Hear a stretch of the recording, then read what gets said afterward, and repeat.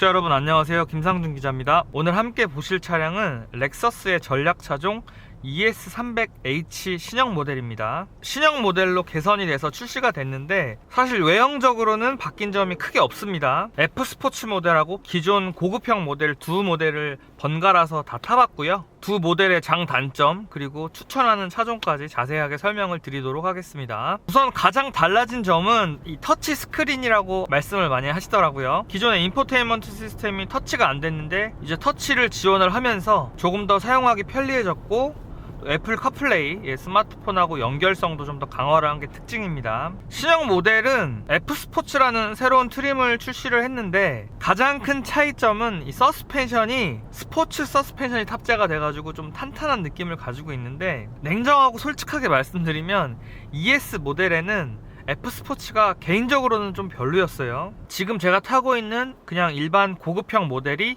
차량 컨셉에도 잘 맞고 그리고 승차감도 훨씬 더 편안합니다. F스포츠 모델은 서스펜션을 좀 더 탄탄하게 만들려고 이렇게 했는데, 글쎄요, 렉서스라는 브랜드 그리고 ES라는 차량이 갖고 있는 특성은 굉장히 편안한 전륜구동 세단인데 F스포츠랑은 조금 안 맞는 부분이 있다고 생각을 합니다. 결론적으로 제가 구매를 하라고 추천드리고 싶은 트림은 F스포츠 모델은 아니고요, 일반 모델을 추천을 드립니다. 차량에 대해서 좀 자세하게 설명을 드릴게요. 우선 외형 디자인이 바뀌지 않았기 때문에 차량의 전반적인 상품성을 보이지 않는 곳에서 끌어올리기 위해서 상당히 노력한 부분들을 확인할 수가 있는데요, 기존 모델보다 좀 더 정숙해졌습니다. 지인분께서 ES300H 모델을 타고 계셔가지고 제가 두 대를 비교를 해봤는데 방음이 좀 더 좋아졌고요, 그리고 하체 쪽에서 올라오는 시끄러운 노이즈가 거의 없다고 보시면 됩니다. 진동도 상당히 억제를 잘했어요. 오히려 차체 상부 쪽에서 풍절음이 약간 들리는데 하부가 너무 조용하다 보니까 상부에서 들리는 약간 시끄러운 소리가 조금 거슬린다고 느껴지거든요.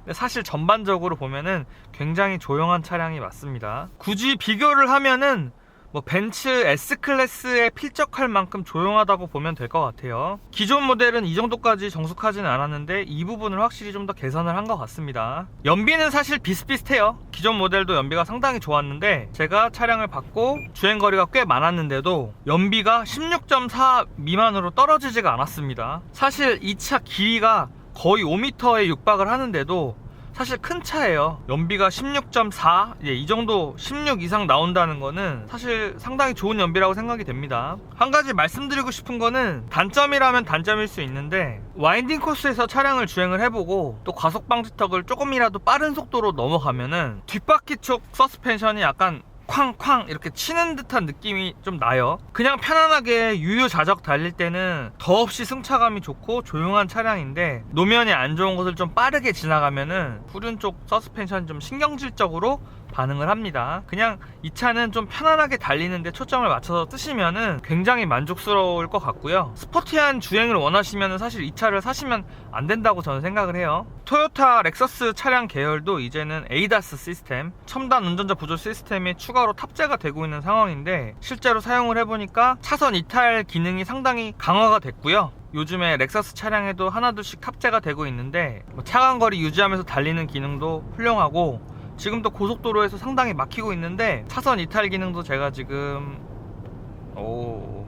방금 근데 끼어드는 차가 있었거든요. 그러니까 사실 ADAS 기능은 아직 완벽하지는 않아요. 그래서 그냥 활용하고 보조하는 수단으로 생각을 하셔야지 이 기능을 너무 맹신하시면 안 됩니다. 물론 저도 이 기능을 잘 활용은 하고 있지만 맹신하시면 사고가 날 수 있다는 점, 지금도 제가 직접 개입을 해서 브레이크를 밟았기 때문에 앞차를 추돌하지 않았다, 그 점은 알아두시면 좋을 것 같습니다. 개인적으로 이 차는 제가 사고 싶은 차는 아니지만 남들한테 추천은 충분히 해줄 수 있다고 저는 생각을 하거든요. 저는 SUV를 좋아하고 또 좀 남성적인 디자인을 좋아하다 보니까 이 차가 제 취향은 아니지만 그래도 이 차는 승차감이 굉장히 훌륭하고 연비도 좋고 수입차 7천만원 정도 되는 차량을 사신다는 분들한테 자신있게 추천을 드려도 될 것 같아요. 독자분들께도 마찬가지고요. 신형 모델이기 때문에 나름대로 무선 충전 기능이라든지 또 통풍 시트, 핸들 열선, 그리고 오토홀드 기능, 고급 오디오도 탑재됐고요. 전반적으로 국산차 못지않게 옵션이 구성이 됐다는 점은 장점이에요. 현대기아차가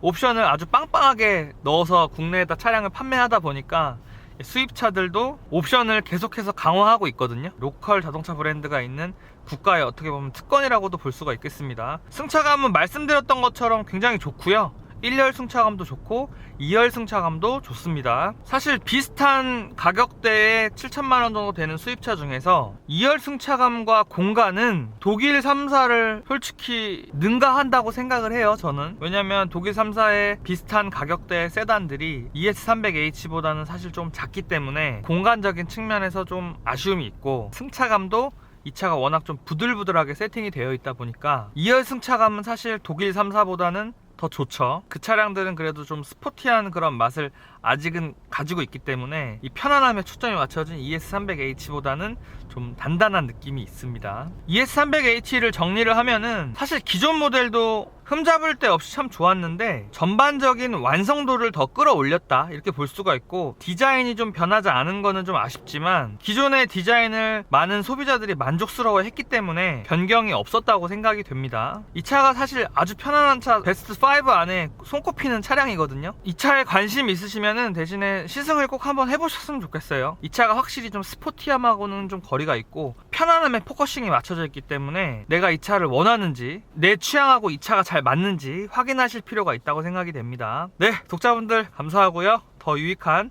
자동차 컨텐츠로 다시 찾아뵙겠습니다. 감사합니다.